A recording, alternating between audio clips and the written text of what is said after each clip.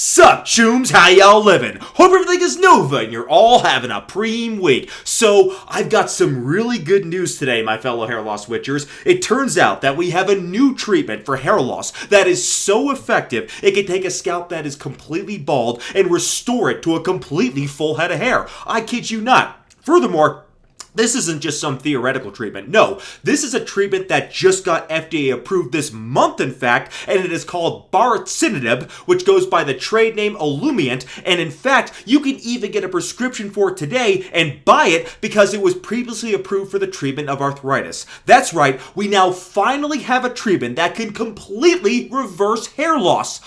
That is, of course, only if your hair loss happens to be caused by Alopecia areata, which is an autoimmune disease completely unrelated to androgenetic alopecia. But stay with me here. First of all, if you haven't heard of Alopecia areata, do not worry. The chances your hair loss is caused by Alopecia areata and not androgenetic alopecia are extremely unlikely. Unlike androgenetic alopecia, Alopecia areata is a very rare form of hair loss, and the only reason anyone's been hearing about it lately is because of some attention that was drawn to it after the Will Smith slap incident that YouTubers have been exploiting for views. I won't do the same here, but to sum up why this is relevant, it is just because Will Smith's wife, Jada Pinkett Smith, just so happens to have hair loss caused by alopecia areata, and that hopefully is the last time I ever have to talk about the slap incident on this channel ever again. So, it is possible some of you may have heard of this treatment from the widely publicized New York Times article, but since it was behind a paywall, a lot of people didn't read the full article and jumped to the conclusion that this is a cure for hair loss in general. It is a cure for hair loss, but not the kind of hair loss most of us suffer from, which of course is androgenetic alopecia.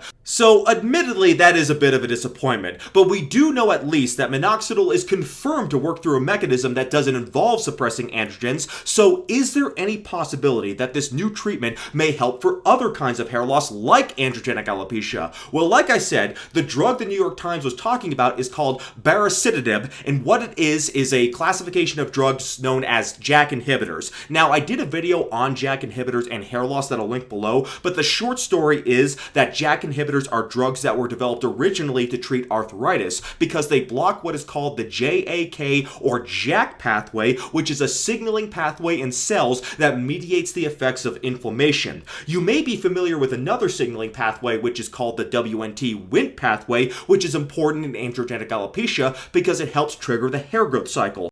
Unfortunately, in the presence of high levels of DHT in the balding scalp, the Wnt pathway is suppressed, and this inhibits hair growth, and that is one of the mechanisms that causes the trash hormone DHT to destroy our hair. Fortunately, there are new drugs in development like WAY 316606, as well as several others that can stimulate the Wnt pathway even without suppressing DHT, which may make Wnt pathway stimulators good options for the very few people who cannot use 5-AR inhibitors. And I made videos on all of these treatments, and I'll go ahead and link the most recent one below in case you haven't seen it yet. So, getting back to the JAK pathway, it is yet another of the numerous cell signaling pathways in the body, and this pathway is most closely related to inflammation and the immune system. So, the drugs that inhibit the JAK pathway, like Tofacitinib and Upadacitinib, otherwise known as Xeljanz and Rinvoq, have been developed to treat autoimmune diseases like rheumatoid arthritis, ulcerative colitis, and psoriasis. Alopecia areata is also an autoimmune disease, and in my video on the JAK inhibitors, I presented some amazing preliminary results with the drug Tofacitinib, which can cause some patients to go from completely bald to having a completely full head of hair. So you might ask yourself, but Kevin,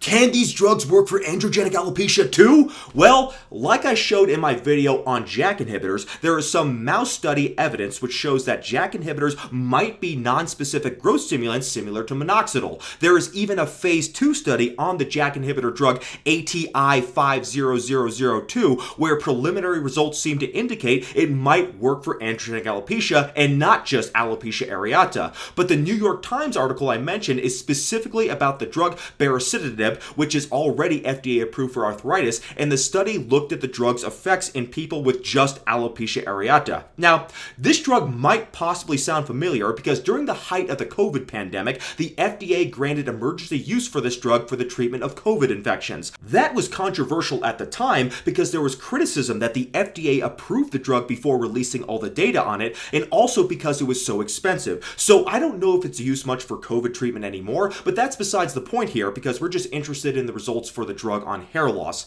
The study that the New York Times article was based on was actually the results of 2 phase 3 randomized placebo-controlled trials published in the New England Journal of Medicine, which actually has a very high journal rank of 6, as opposed to, say, like for example, Medical Hypotheses, that has a journal rank of 11,208, which is the lowest score in the entire Milky Way galaxy. Anyways, the 2 trials were almost identical in design, with a combined total of 1,200 subjects. Subjects with alopecia areata were randomized to receive oral baricitinib at either 4 milligrams, 2 milligrams, or they were just given a placebo once daily for 36 weeks. To assess the severity of the alopecia, the investigators used something called a severity of alopecia score, also known as the SALT score. This score is simply a percentage of hair loss, where a score of 0 means no hair loss, and a score of 100 means 100% or total hair loss. When I say total, I don't mean bald on the vertex with a horseshoe-like pattern like we'd see in a Norwood 7. I mean absolutely no hair at all. People with alopecia areata can totally lose their scalp hair, which is known as alopecia totalis, or in extreme cases, they can even lose all of their body hair, which is known as alopecia universalis, and an example of that would be fellow hair loss YouTuber Dr. Gary Linkov. So the subjects enrolled in the study all had SALT scores at a baseline of at least 50, meaning they all had at least 50% hair loss, and many had it a lot worse than that. About half the subjects had SALT scores of 95 to 100 at the start of the study, meaning at least half of them were almost completely bald at the very start of the study. One bit of bias, however, is that the investigators excluded people who had previously failed JAK inhibitor treatments in the past. Also, they allowed people in the trial who were chronically using finasteride or minoxidil to participate, even though they explicitly said that they were trying to exclude people with androgenic alopecia. It turned out only 1.3% of the subjects were on these drugs, but it does seem like some people who maybe had androgenic alopecia or had both androgenic alopecia and alopecia areata may have sneaked into the study regardless. Still, 1.3% isn't a huge number, so this study should still produce quality outcomes. The primary endpoint of the study was to achieve a SALT score of less than 20, so that means the subjects would only have lost 20% or less of their hair after the treatment. There were a number of other secondary endpoints that were looked at as well. Like for example, the researchers also looked at eyebrow and eyelash hair regrowth, which is understandable since alopecia areata can affect those regions. Well, as is consistent with what we read in the New York Times article, the results were pretty damn spectacular. In the 2 trials, people getting 4 milligrams daily of baricitinib ended up with SALT scores better than 20 and 36% to 39% of the subjects. 2 milligrams daily of baricitinib resulted in the primary endpoint in 19 to 23% of the subjects. Interestingly, there was some good placebo effects as well, with good results in 3 to 6% of the subjects. These results in terms of overall improvement are shown here, and the effects of the drug over time are shown here. Many of the secondary endpoints were met as well, with 4 milligrams being better than 2 milligrams, but both doses were better than placebo. Now, JAK inhibitors are powerful drugs that are very effective for what they are designed for, but with great power comes the possibility of greater risk, of course. So what was the incidence of side effects with this drug? Well, overall, the incidence of side effects from 4 milligrams daily ranged from 60% to 66% in the 2 trials, and the incidence of side effects from 2 milligrams of daily use ranged from 51 to 68%. Sounds pretty high, doesn't it? Well, most of these side effects were actually nocebo effects, which means it has at least something in common with a certain other hair loss drug. I'm calling these side effects nocebo because the incidence of side effects from placebo was essentially the same as from the drug, ranging from 51 to 63%. Most of these side effects were considered to be mild to moderate, and all the side effects are listed in this table right here.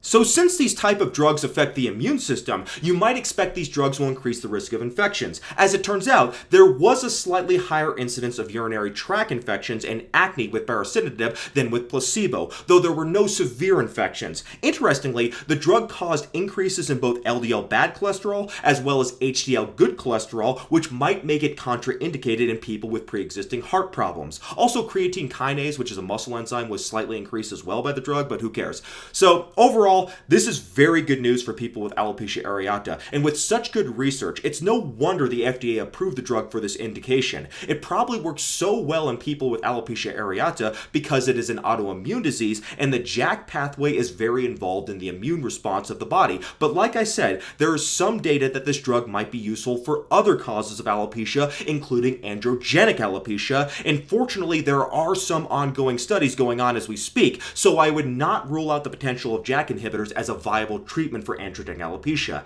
As it stands, Baricitinib is the first new oral hair loss drug approved in a very long time, and it's really a breakthrough as some people can go from zero hair to a completely normal head of hair, which is a dream come true for hair loss sufferers. Of course, being that alopecia areata is so much different from androgenic alopecia, I do not expect such miraculous results for people whose hair loss is caused by androgenic alopecia. For now, your best bet is still to use a 5-AR inhibitor like finasteride as well as a growth stimulant like topical minoxidil. People with androgenic alopecia may soon get their long-awaited breakthrough treatment with upcoming treatments like piralutamide, GT20029, as well as the Wnt pathway stimulants, but rest assured, any new breakthroughs will come from legitimate scientific sources and not from random broccoli binging morons on Reddit who have a theory that explains everything. So stay optimistic, but remember to stay skeptical too. I'll see y'all next time. Take care.